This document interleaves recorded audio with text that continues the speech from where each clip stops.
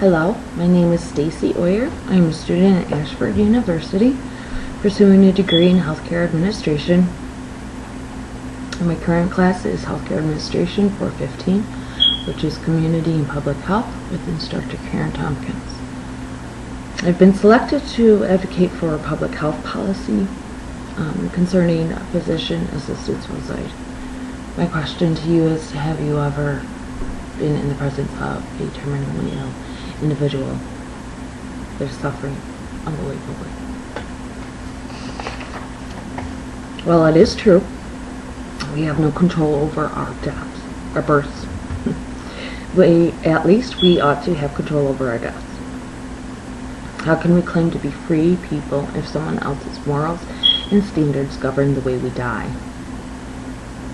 Physician-assisted suicide for an adult who is in a rational state of mind, whose terminally suffering happens to be unbearable despite the best medical efforts, is an idea whose time has come.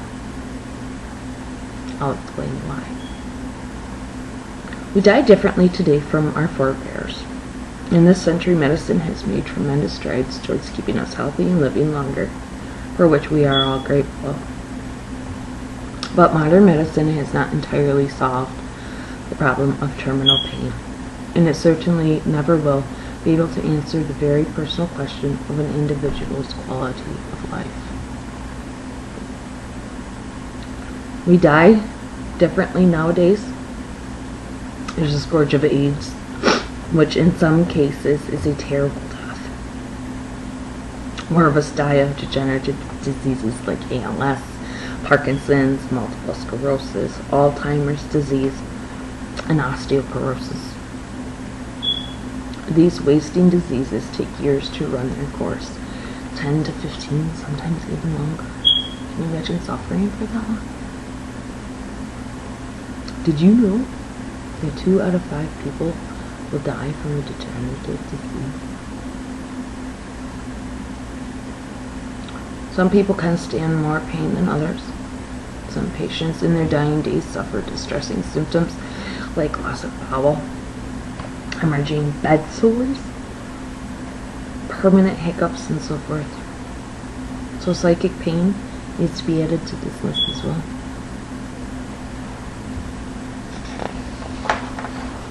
New York State Penal Law 125-15 states a person is guilty of manslaughter in the second degree when he intentionally causes or aids another to commit suicide.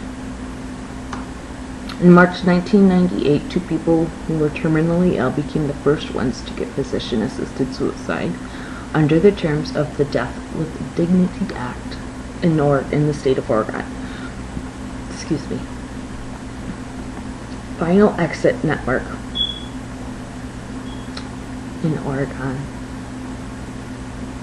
state, we hold that mentally competent adults who suffer from a fatal or irreversible physical illness, from intractable physical pain, or from a constellation of chronic progressive physical disabilities have a basic human right to choose to end their lives when they judge the quality of their life to be unacceptable. This right, by its nature, implies that the ending of one's life is one's choice, including the timing and persons present, and should be free of any restrictions by law, clergy, medical profession, and even friends and relatives, no matter how well-intentioned. 3 other states that have passed legislation allowing physician-assisted suicide. The Washington Death with Dignity Act was passed on November 4th, 2008. This act allows terminally ill adults seeking to end their life to request lethal doses of medication from medical and osteopathic physicians. Montana, the state district court judge ruled that the state's constitutional rights to privacy and dignity protect the right of terminally ill to get the drugs needed to die peacefully. And we all love to die in our sleep. In May 2013, the Vermont State Legislature passed the End of Life Choices A law allowing patients who have been diagnosed by 2 doctors as having 6 months or less to live to request doctor-assisted death. This law will affect those who have been diagnosed terminally ill or whose life is not expected to last longer than 6 months. This law will also affect the families of those choosing to end their life, as well as the communities in which these individuals reside. Nobody wants to lose a loved one. Nobody wants to see him go. But it is a process of life. We're entering a period in history in which there is a bigger group of aged individuals that will reach an all-time high, with the anticipation of an increase in degenerative disease. While the term silent killer has sometimes been used to describe other cancers, it is also applied to such illnesses as hypertension and diabetes. Cancer is a silent killer because of so many versions of it. For most of the 20th century, the metaphor of the silent killer often linked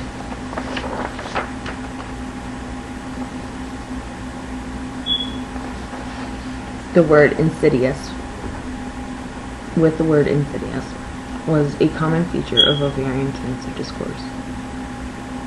The potential severity of diabetes is such that some epidemiologists predict that its economic impact and death toll surpass the ravages of HIV and AIDS in the near future. Blows my mind.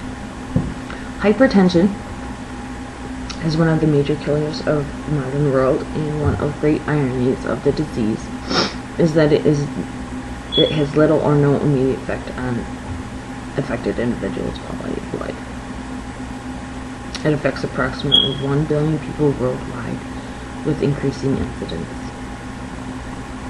Deep vein thrombosis and its potentially fatal complication of pulmonary embolism accounts for more than 250,000 hospitalizations annually in the United States.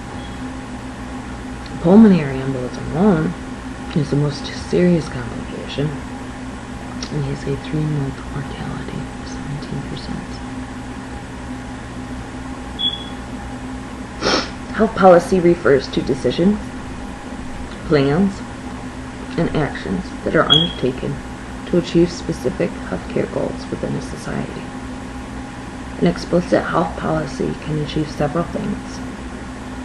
It defines a vision for the future, which in turn helps to establish targets and points of reference for short and medium term. It also outlines priorities and expected goals of different groups, and it builds consensus and informs people.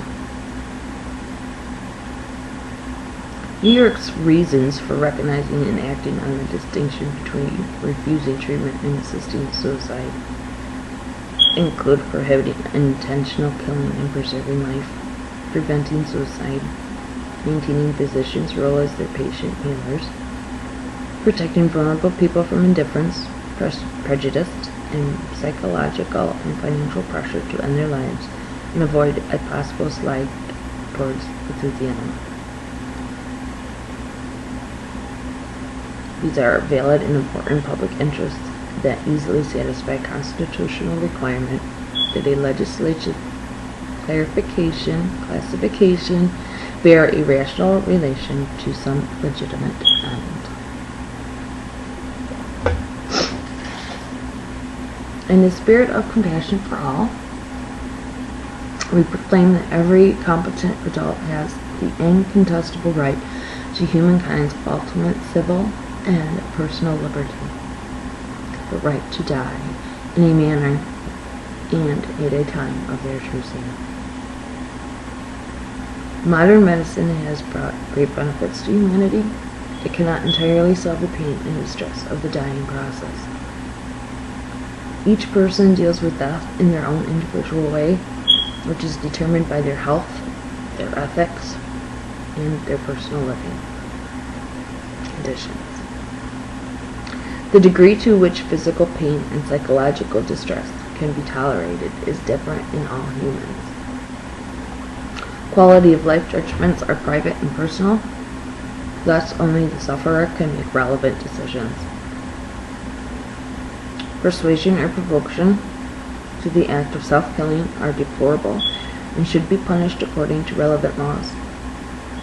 Suicide, no longer being a crime, is it is unacceptable to prosecute well-meaning people for assisted suicide.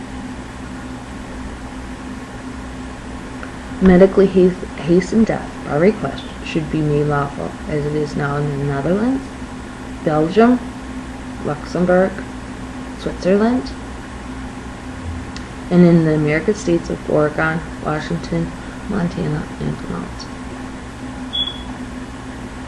Choosing to hasten death by self-starvation and dehydration should be accompanied by palliative care. Electing to die by terminal sedation is also a choice, provided it is freely made by the patient. Advanced directives in living wills and durable powers of attorney for healthcare must be respectfully considered by medical professionals at all times.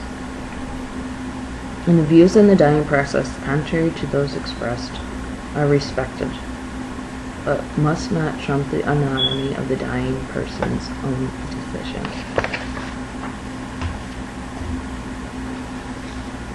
There will be many stakeholders that will be affected by this health policy. To mention a few are the terminally ill, their families, the physicians assisting with the suicide, the health insurance companies, social workers, hospice workers, community. Decrease in availability and increase in expense in healthcare. An uncertain impact of managed care may intensify pressure to choose a physician-assisted suicide. And the cost-effectiveness of hastened death is undeniable as gravity. The earlier a patient dies, the less costly his or her health care.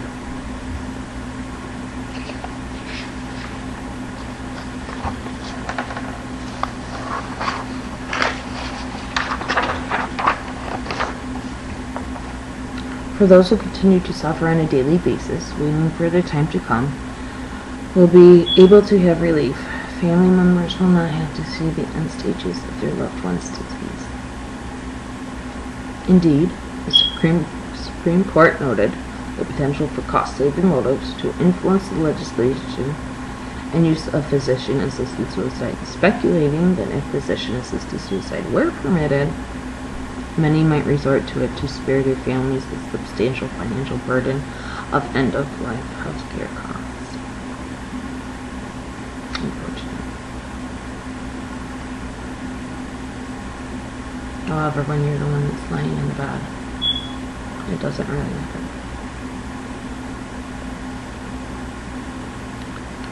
For legislatures who want to change the way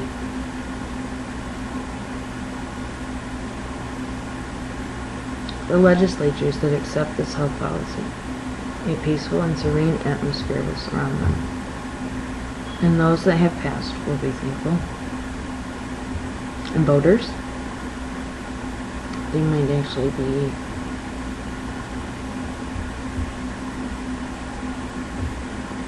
think that their legislature does really care about that, and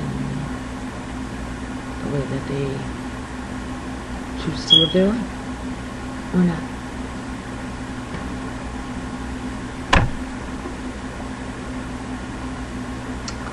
The financial aspects of physician-assisted suicide are controversial and based on this point at projections. Dr. Wolf presented concerns about managed care in physician-assisted suicide, with particular emphasis on how limited treatment and referral might lead more easily to choose physician-assisted suicide. She discussed the concerns about treatment for depression that appear to exist already in managed care, and explain that the lack of information at this point about end-of-life and managed care systems is inconclusive.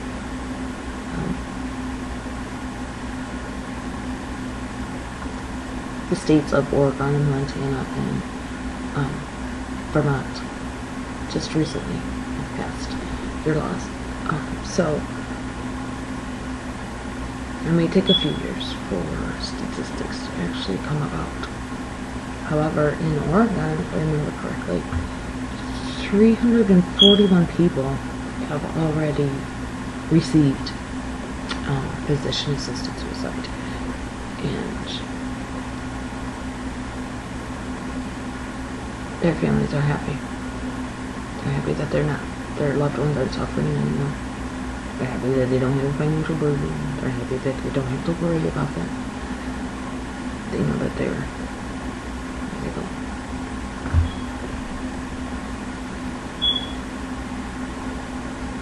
Emanuel and Batten discussed the assertion posed in the physician-assisted suicide debate that doctors may push assisted suicide to save money. They discussed physician-assisted suicide within the context of managed care, Medicare, and the dollars spent on end-of-life.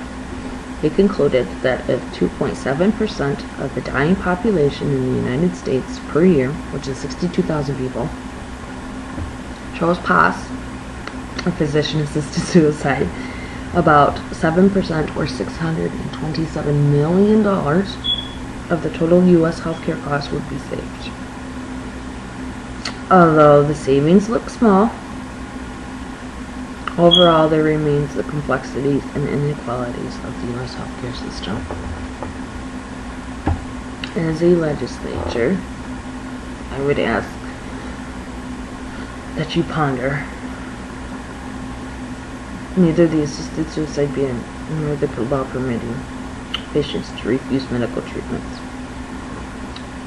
but treat everyone differently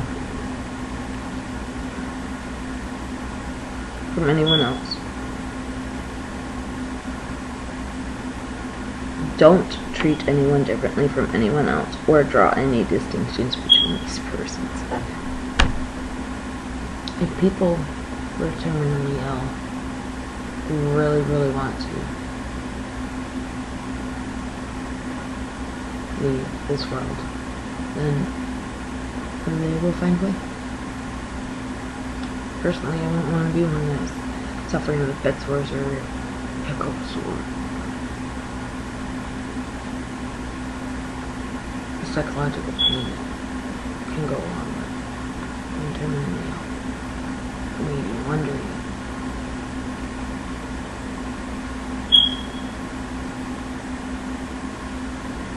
Physician-assisted suicide is not a cheapskate way for individuals to end their lives.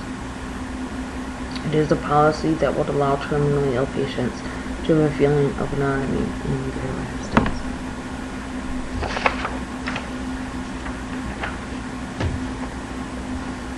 Disease doesn't give them autonomy.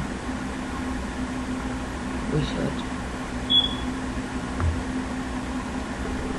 With the empowerment of better knowledge, we nowadays make more decisions for ourselves. Of course, working intelligently with our medical advisors to come to the best decision for our case remains important, but we live in a more anonymous age. Gone are the days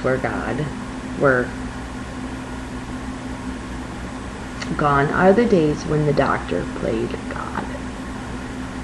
Some terminal pain is managed well, but the medical literature is full of examples where it is not. Sometimes it is medical ignorance through sloppy training, occasional carelessness due to overwork, and in a few cases, indifferences by second-rate doctors. There are rare instances where a request for physician-assisted suicide is justified and being made because of intractable pain. And that is why an appropriate law is necessary. I ask you to ponder these things and think of your loved ones as you vote. Thank you.